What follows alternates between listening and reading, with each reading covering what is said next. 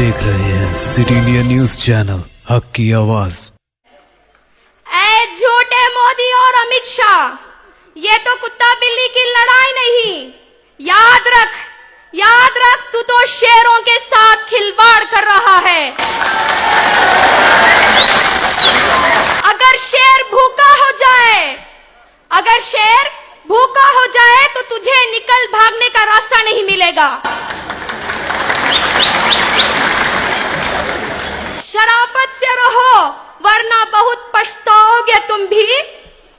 शराफत से रहो वरना बहुत पछताओगे तुम भी। परेशान हम अगर होंगे सुकून न पाओगे तुम भी।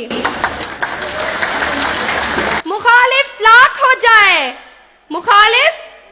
हो जाए, जो हम मैदान में आ जाए किसी से डर नहीं सकते। ऐ मक्कार मोदी और अमित शाह, तुम लोग ख्वाब में भी मत सोचना कि हम मुसलमान इस हिंदुस्तान छोड़कर जाएंगे। ये एनआरसी, एनपीआर, सीएए और एबीसीडी से लेकर जेड तक जो भी बिल पास कर ले, लेकिन हम मुसलमान इस हिंदुस्तान से निकलने वाले नहीं। क्योंकि ये हमारा देश है, ये हमारा हिंदुस्तान है और हमारे बाप दादाओं का खून पसीना इस मिट्टी में मिला हुआ है। वो जिनसे हो नहीं पाती है सरहद की निगहबानी, वो जिनसे हो नहीं पाती है सरहद की निगहबानी, हमारे मुल्क में वो चाहते हैं अपनी मनमानी।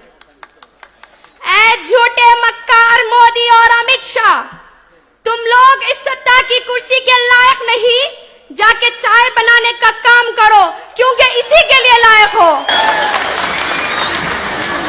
ये तो ऐसा बेवकूफ प्रधानमंत्री है कि वो हम लोगों के पास पैन कार्ड, रेशन कार्ड, आधार कार्ड, यहाँ तक के पासपोर्ट भी रहने के बावजूद वो हमसे सवाल करता है कि क्या तुम इस देश के सिटीजन हो या नहीं। हमारे प्रधानमंत्री को तो सिर्फ ये कहना आता है कि मेरे भाइयों बहनों स्वच्छ भारत बनाऊंगा, या मेक इन इंडिया करूंगा, या बेटी बचाओ बेटी पढ़ाओ का नारा लगाता है। मैं कहती हूं कि जब इन लोगों के हाथों से बेटी बचेगी तभी तो पढ़ेगी।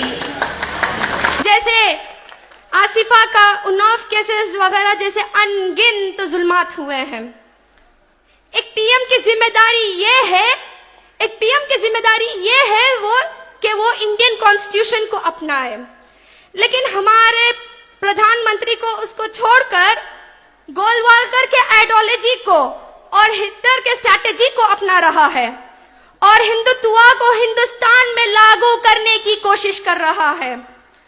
मुझे तो बचपन से यही सिखाया जा रहा है कि India is a democratic country. Democracy is defined as government of the people, by the people and for the people होनी चाहिए। लेकिन हमारा पीएम तो आरएसएस के आइडियोलॉजी के मुताबिक चलने वाला है, तो उसे क्या पता चलेगा कि डेमोक्रेसी क्या है।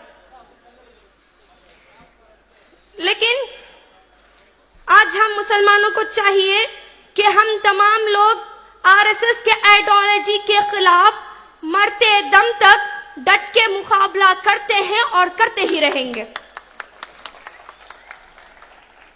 आखिर में एक शेर के जरिए मैं अपनी बात को खत्म करना चाहूंगी। कमी आई ना आएगी हम सबके ईमान में, कमी आई ना आएगी हम सबके ईमान में, हुकूमत खुद ब खुद उड़ जाएगी ईमान के तूफान में। ये भारत देश है अपना, इसे फिर से सजाएंगे। ये भारत देश है अपना, इसे फिर से सजाएंगे। इसे सोने की चिड़ियां देखना फिर से बनाएंगे। मेरे मुसलमान भाइयों और बहनों, याद रखना कि डूबा हुआ सूरज एक ना एक दिन तुलू होकर ही रहेगा। सलामु अलैकुम रहमतुल्लाह।